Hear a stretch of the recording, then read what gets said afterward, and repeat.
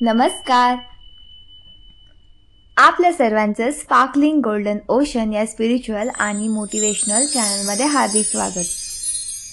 आज आपण जाणून घेणार आहोत गणेश जयंती व्रतकथा. ओम गंग गणपतेय नमः. ओम गंग गणपतेय नमः. ओम गंग गणपतेय नमः.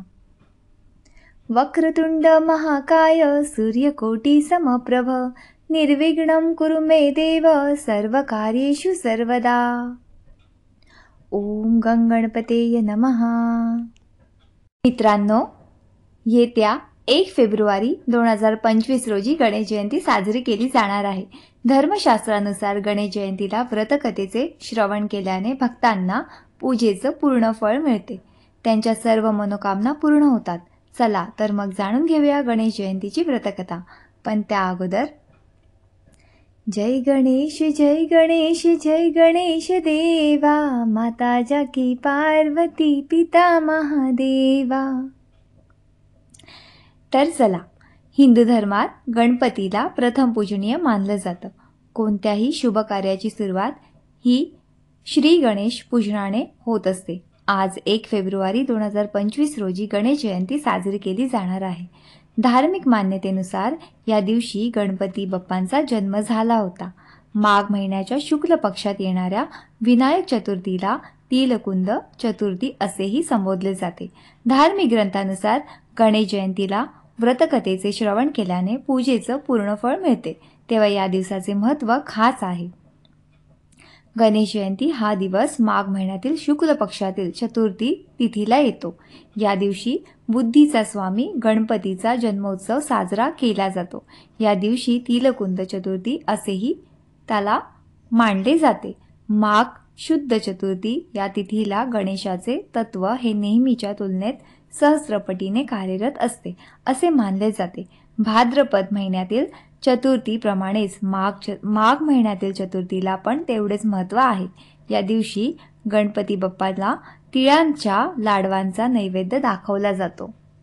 तर चला, आता आपण आपल्या कथेला सुरुवात करूया. ओम गंग गणपतेय नमः.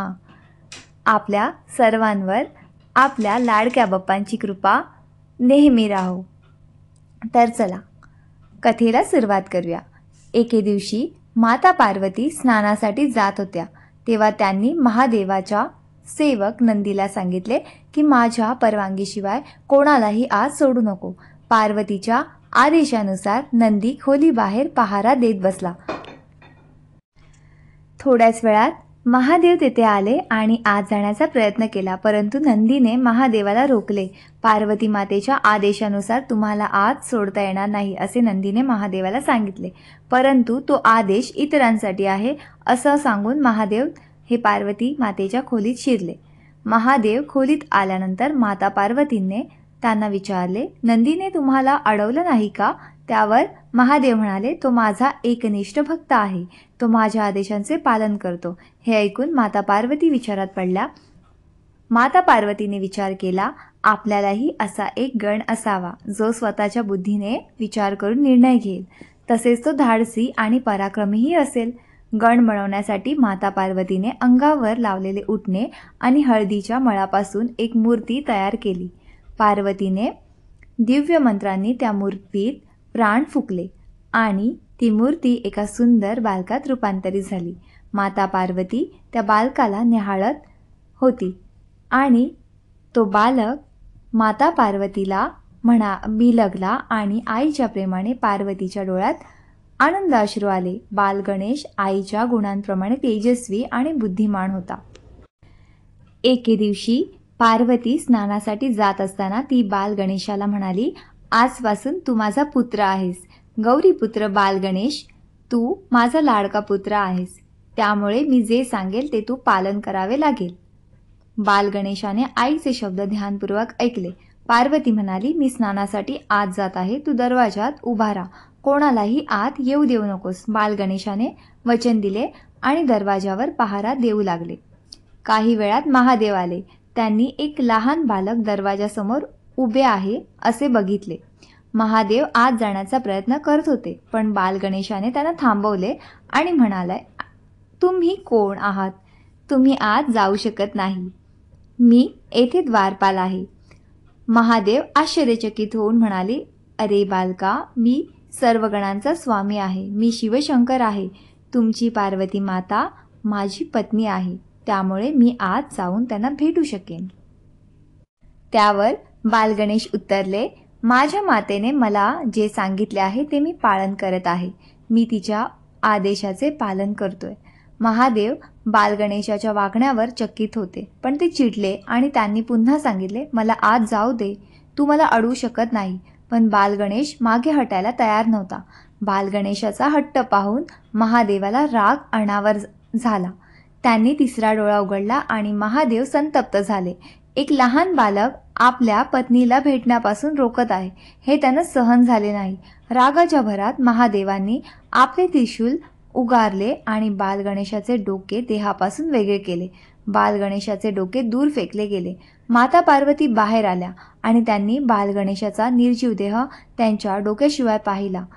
शिवशंकर रागाने लाल झाले होते. पार्वतीला या घटनेची कल्पना नव्हती, पण ती शोकाकुल झाली.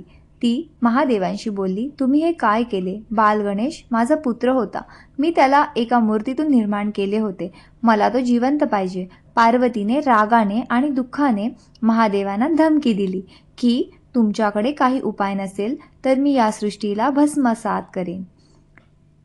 पार्वतीचे हे शब्द महादेवांच्या अंतःकरणाला खूप दुखावले गेले. महादेव आता काय करावे हे ठरवू शकत नव्हते. सर्व देवी देवता आणि गणांनाही या संकटावर उपाय दिसत नव्हता. तेव्हा महादेवाने सर्व गणांना आदेश दिला की पृथ्वीलोकावर सर्वात प्रथम जो प्राणी दिसेल त्याचे मस्तक घ्या. गणांनीही ताबडतोब एक हत्ती पकडला आणि त्याचे मस्तक महादेवांच्या स्वाधीन केले. महादेव ते मस्तक बालगणेशाच्या देहावर लावले आणि दिव्य मंत्र उच्चारले. अशा प्रकारे बालगणेश पुन्हा जिवंत झाले आणि त्याने आपल्या मातेस विलगले. सर्वजण आनंदित झाले आणि बालगणेशाच्या नवीन रूपाला पाहून माता पार्वती आनंदाने गहिवरल्या. तर ही होती आपली सुंदरशी कथा. आता आपण जाणून घेऊयात गणेश जयंती पूजा. गणेश जयंतीच्या दिवशी सकाळी शुभ मुहूर्तात गणेशजींना तिळाने स्नान करावे आणि नंतर फूल, दुर्वा, धूप, दीप इत्यादींनी पूजा करावी. या दिवशी चंद्रदर्शन वर्ज्य मानले जाते, कारण विनायक चतुर्थीला चंद्रदर्शन केल्याने कलंक लागतो असं मानलं जातं. आतापर्यंत जी काही माहिती मी दिलेली आहे ती धार्मिक मान्यता आणि गृहीतकांवर आधारित आहे. माहिती आवडल्याबद्दल धन्यवाद. मला कमेंट बॉक्समध्ये नक्की कळवा की मी सांगितलेली माहिती तुम्हाला आवडली की नाही. धन्यवाद. ओम गंग गणपतेय नमः. ओम गंग गणपतेय नमः. ओम गंग गणपतेय नमः.